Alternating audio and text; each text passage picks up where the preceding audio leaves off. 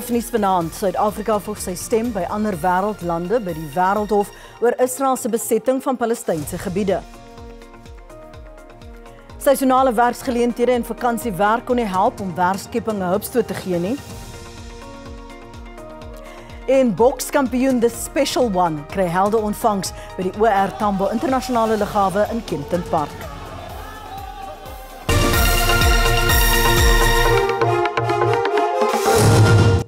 Goeienaand en baie welkom by ons bulletin. Suid-Afrika het 'n dringende beroep op die internasionale geregshof in Den Haag gedoen om in die bindende regsopinie uit te reik dat Israel se besetting van Palestynse gebiede onwettig is in 'n poging om 'n skikking te bereik wat die voortgesette geweld sal beëindig. Die Suid-Afrikaanse ambassadeur in Nederland, Vusi Madonsela, en die staatsregadviseur by die Departement van Internasionale Betrekkinge, advokaat Andre Stemmet, het vandag betoë namens Suid-Afrika gelewer. Die saak gaan oor die regsgevolge van Israel se besetting van die Palestynse gebiede sedert 1967. Suid-Afrika is een van 50 lande wat aan die hofverrigtinge deelneem wat tot 26 Februarie duur. Kanada het vroeër aan die saak onttrek. The situation of the occupied Palestinian population has worsened exponentially, with the reality of apartheid becoming so obviously explicit, as to now being recognized not only by South African and Palestinian victims of apartheid themselves, but by the broader international community, including both Israeli and international human rights organizations. Suid-Afrika het dit benadruk dat die Wêreldhof nie die onhoudbare situasie in Palestina kan ignoreer nie. In the present case, the aforementioned principles of international law require that Israel must bring an immediate, unconditional and complete end to the occupation in all its manifestations. This means that Israel must immediately cease its illegal settlement activities and all measures aimed at altering the character, status and demographic composition of the occupied Palestinian territories and dismantle illegal structures, including the settlements and the wall. Een van die invloedrykste lande in die Midde-Ooste, Saudi-Arabië, het aan die hof gesê dat Israel verskeie VN-resolusies verontagsaam het en verantwoordbaar gehou moet word. Now here is this seen more clearly than in the number of legal settlers residing in the occupied Palestinian territory, which has grown from roughly 424,000 in 2004 to some 700,000 settlers today. Since 1967, far from engaging in negotiations, Israel has made it virtually impossible to establish a cohesive Palestinian state. Die Israelse eerste minister Benjamin Netanyahu het herhaal dat hy nie die wettigheid van die Wêreldhofsaak erken nie en dat dit inbreuk maak op sy land se reg om homself teen bedreigings te verdedig. Die parlement hoop om die wysigingswetsontwerp op verkiesingsake goed te keer voor die komende algemene verkiesing. Die voorgestelde wetgewing moet maatreëls instel waar volgens die stembriewe vir onafhanklike kandidaate by die huidige kiesstelsel ingesluit kan word. Die parlementêre portefeulje komitee vir binnelandse sake is besig om die wysigingswetsontwerp te finaliseer. Die wysigingswetsontwerp sal voorsiening maak vir 3 stembriewe. Een vir die nasionale vergadering, 'n tweede 'n provinsiale stembrief en 'n derde stembrief, 'n streekstembrief vir onafhanklike kandidaate. Volgens die voorgestelde wetgewing kan 'n landsburger enige plek vir die nasionale vergadering stem. A person who votes in the election of the National Assembly outside the province in which they are registered, they will still get the compensatory ballot and not the regional ballot. So this is what we just clarified. Sodra die verkiesingsdatum aangekondig word, sal die stemregistrasieproses sluit. Diegene wat om 'n spesiale stemgeleentheid wil aansoek doen, sal die aansoek tot kort voor die verkiesing kan indien. The ease with which the Commission will provide for that process to be exercised, that communication and outreach activity will be pursued by the Commission as soon as those dates are available. Die streekstembrief sal slegs geldig wees in die streek waar die onafhanklike kandidaat staan. A regional election to the National Assembly must be contested only by persons who are ordinarily resident in that region. To do otherwise would be allowing people to influence the outcome of an election in a geographic area in which they are not ordinarily resident. Die wysigingswetsontwerp sal na verwagting Vrydag gefinaliseer word. Nog 'n organisasie het hom tot die konstitusionele hof gewend om die grondwetlikheid van die wysigings aan die kieswet aan die groot klok te hang. Die Dinkskrim Rivonia Circle het 'n dringende aansoek by die hof ingedien oor die grondwetlikheid van die handtekening en vereistes vir onverteenwoordigende politieke partye. Dit volg op die New Nation Movement se oproep dat die parlement die situasie spoedig beredder omdat die wysigings ongrondwetlik sou wees, sou dit onveranderd deurgevoer word. Die hof het na 'n vorige aansoek beslis dat onafhanklike kandidaate ook net 1000 handtekeninge benodig om aan die komende algemene verkiesing deel te neem. Rivonia Circle voer in hofstukke aan dat as die handtekening vereiste vir onverteenwoordigende partye nie gou reggestel word nie, die verkiesing nie as vry en regverdig bestempel kan word nie.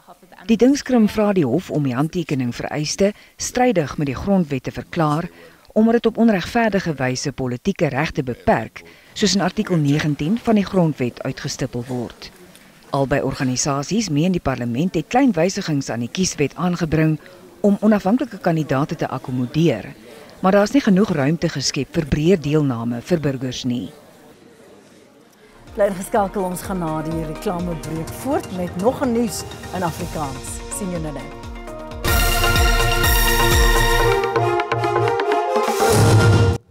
Ons gaan voort met die bulletin. Die Hooggeregshof in Pretoria gee na verwagting môre uitsluitsel oor die geldigheid van die ANC se kaderontplooiingsprogram. Die Demokratiese Alliansie het die hof versoek om kaderontplooiing ongrondwetlik en ongeldig te verklaar. Dit volg nadat die ANC ingevolge 'n bevel van die konstitusionele hof gister sy kaderontplooiingsrekords aan die DA oorhandig het. Die DA het intussen ontvangs van die dokumente bevestig, maar wil eers vasstel of die inligting aan al die vereistes van die hofbevel voldoen. As soon as we have processed the documentation, the DA will fulfill our long-standing undertaking to make public the ANC's dirty cadre secrets for every South African to see. Die oorhandiging van notules van vergaderings, CV's, e-posse, WhatsApp-besprekings en ander relevante dokumente volg op 'n 3 jaar lange hofstryd nadat die DA-parlementslid Dr. Leon Schreiber die aanvanklike hofaansoek namens die DA ingedien het. Die dokumente dateer uit Januarie 2013 toe president Cyril Ramaphosa voorsitter van die ontplooiingskomitee was. Waarom plaas die DA klem op die tydvak?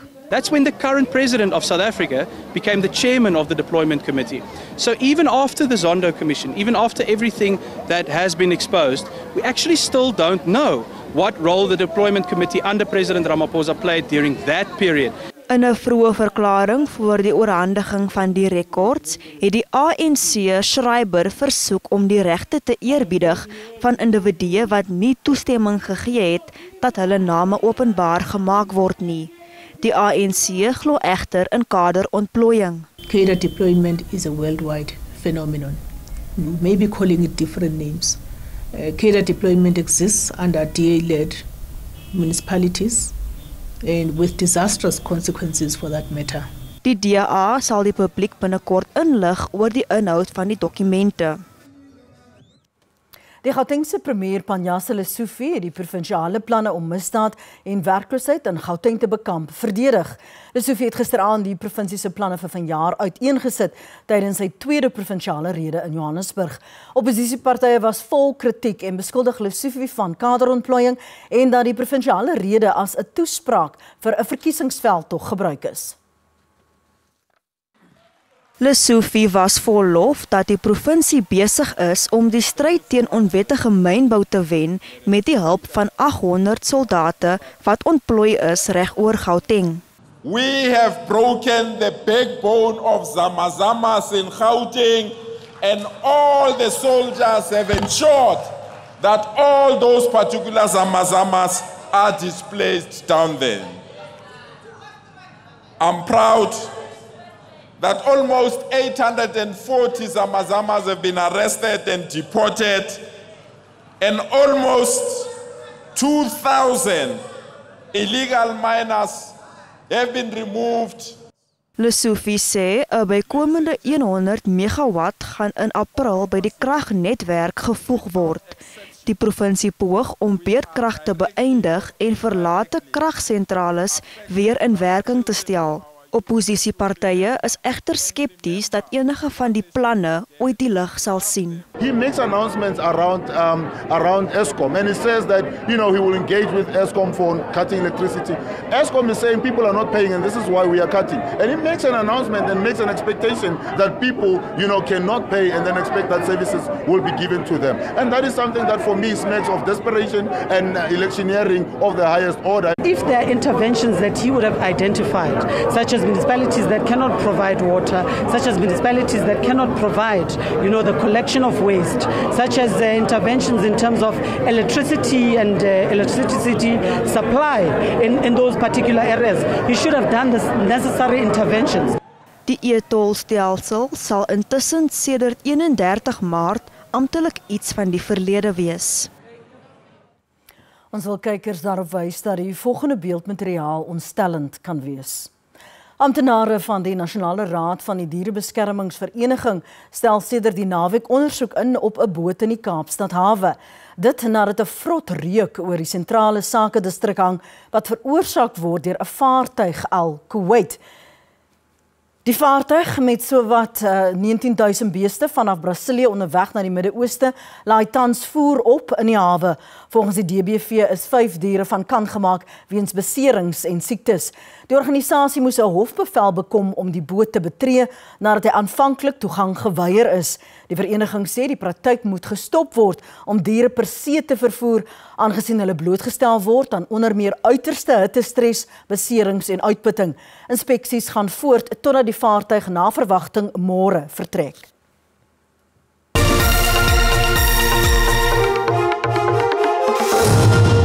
Hoewel byna 800.000 mense verlede jaar werk gekry het, sit sowat 8 miljoen Suid-Afrikaners sonder werk.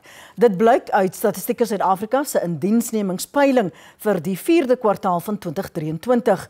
22.000 werksgelede het ook tussen die 3de en 4de kwartaal van verlede jaar in die slag gebly.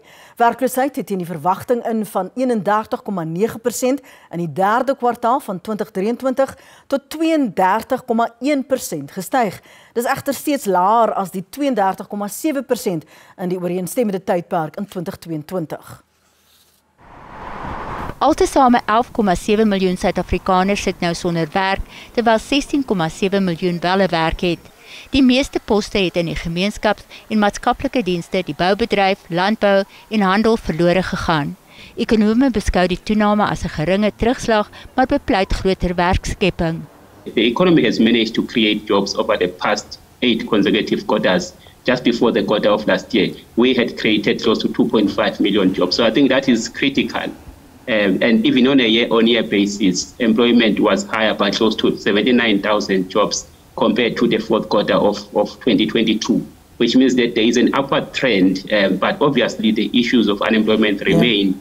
Die markte is nie juist verbaas oor die data nie. If you look at anecdotally, South Africa needs around 3% GDP growth for job creation to really start coming through. And as you know, we're in quite a tough backdrop at the moment. There's a lot of headwinds and economic growth is quite tough to come by. So on the back of that, it kind of makes sense that we're seeing these numbers. And I think we need some real growth to come through before we start to close the gap a little bit. 'n kommerwekkende tendens is dat jeugwerkloosheid tot 4,7 miljoen gestyg het. Onderwysaktiviste sê Suid-Afrika kan eenvoudig geen besnoeiings in die onderwysbegroting bekostig nie, omdat dit die nalatenskap van ongelykheid sal vererger. Die sentiment kom voor die minister van Finansies, Edo Konangwana, môre sy begrotingsrede lewer. Die Weskaapse regering sê intussen hy moes die onderwysdepartement se Rapid School Build planne afskaal na 'n massiewe begrotingsbesnoeiing vir die jaar. Die organisasie Equal Education sê infrastruktuuragterstande en 'n tekort aan onderwysers stel onder die kwessies wat vir al werkersklas en landelike gemeenskappe in die siklus van armoede sal vasvang.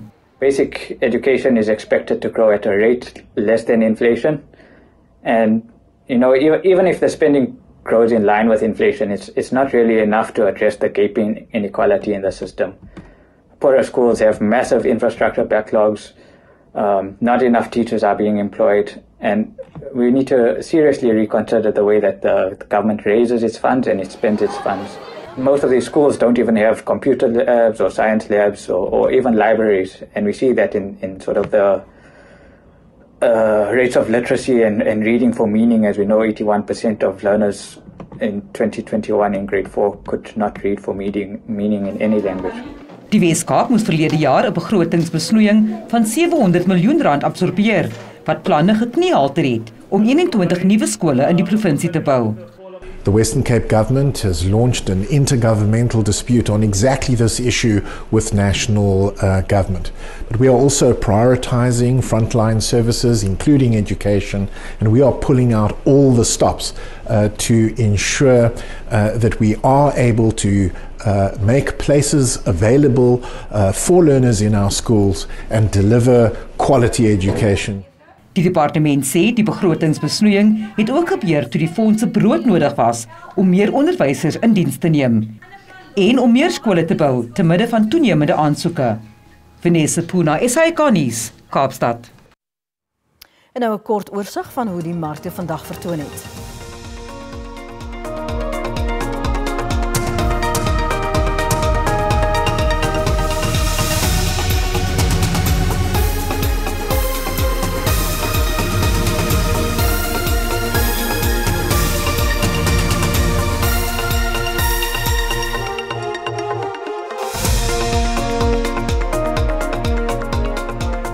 En die Afrikaanse Nuus gaan net hierna voort met ons sportnuus. Bly gerus ingeskakel.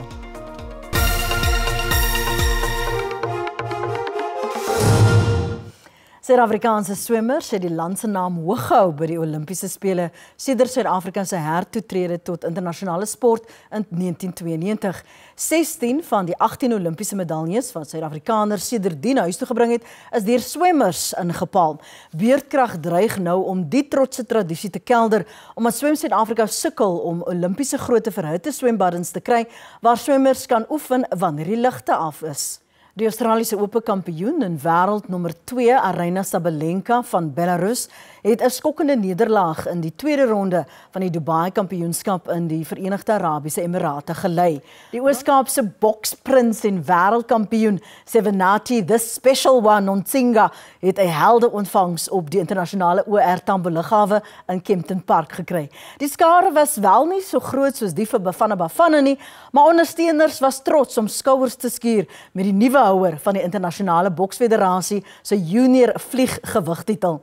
Die 25-jarige Notsinga het die titel teen die Mexikaan Adrian Curiel met 'n tegniese uitklophou herwin en mik nou na die onbetwiste kroon. Die Mexikaan het die Suid-Afrikaner in November verlede jaar in Monaco onttroon, maar nou het die held van 'n hoenderplaasgemeenskap by die ingang tot die eertydse boks Mekka in Tanzanië die bordjies verhang. Volgens Nonsinga het die pyn van sy nederlaag hom aangevuur. I remember when I lost the title, I was crying so bad in the anteroom because I couldn't believe it. It was a one-punch knockout. And yeah, I cried so bad, and he told me one thing that, you know, I'm going to put you up there and you better make sure that you're going to grab that opportunity with both of your hands because in my eyes, you're still the world champion. Hy het self sy feestyd opgeoffer om vir die groot oomblik voor te berei. There were festivities. You know, everybody was having a good time with their families. I didn't have one. I was training so bad because I wanted to prove everybody wrong. Die Special One rig nou sy vizier op die WBC en WBV kampioen Kenshiro Teraji van Japan. Die Special One is vir ons almal 'n inspirasie. Daarmee volstaan die Afrikaanse nuusspan. Dankie vir die saamkyk tot môre aand. Totsiens.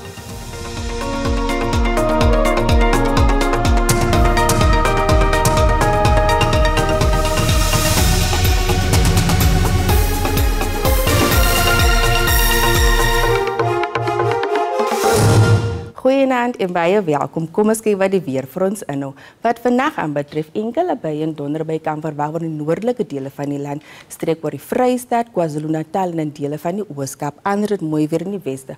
As ons kyk na môre, 'n 30% kans vir reën kan verwag in die noordoostelike dele van die land, met 'n 60% kans vir reën in dele wat streek van Limpopo tot in Mpumalanga en dele van KwaZulu-Natal. Oggendmiskole kan ook verwag word aan die Ooskus. Lig tot matige wind kan verwag word langs die kus asook in die binneland. As ons kyk na ons minimum en maksimum temperature, in Gauteng 'n gedeeltelik bewolkte dag met enkele buie kan verwag word. Dit is ook baie warm in hierdie provinsie. Pretoria het 'n maksimum van 32 asook vereniging. Dan beweeg ons na Limpopo, gedeeltelik bewolkt op bewolk en baie warm. De Mazien met 'n maksimum van 38, Bella se minimum daar is 19 en 'n maksimum van 35. In Mpumalanga 'n warme dag in hierdie provinsie, ander gedeeltelik bewolk in die westelike dele en bewolk in die grootste dele van hierdie provinsie.